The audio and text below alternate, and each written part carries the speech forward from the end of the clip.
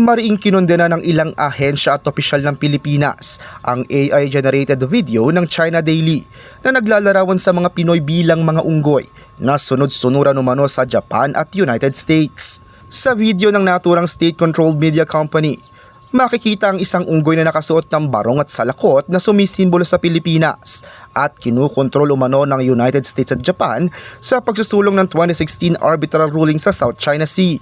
Ipinost ang video noong July 10, kasabay ng mga aktibidad sa Pilipinas para sa ika-10 anibersaryo ng landmark ruling na nagsasabing walang legal na basehan ng malawak na maritime claims ng China sa loob ng 9-dash line sa South China Sea.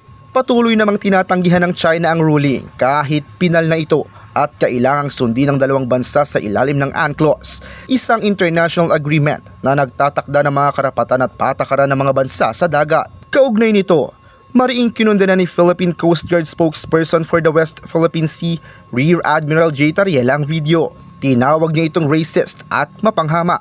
Binigyang diin niya rin na walang puwang sa lipunan ng racism na ginagamit upang maliitin ang ibang lahi.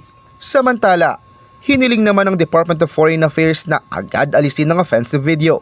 Ayon sa DFA, lumampas na sa legitimate political debate ang ginawa ng China Daily dahil gumamit ito ng mapanghamak, dehumanizing at racist na paglalarawan sa mga Pilipino.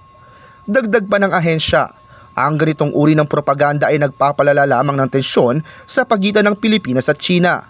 Tinuligsa rin ng Department of National Defense ang video.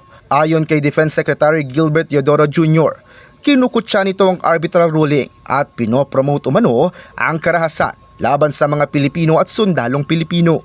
Dagdag ni Teodoro, gumamit umano ang Chinese propaganda machine ng racism, pagbabanta at sadyang paglikha ng galit dahil nabigo silang ipagtanggol ang kanilang mga claim gamit ang katwiran, ebidensya o batas. Kasama si Karen Morillo, Raymond Tasoy, CLTV 36 News.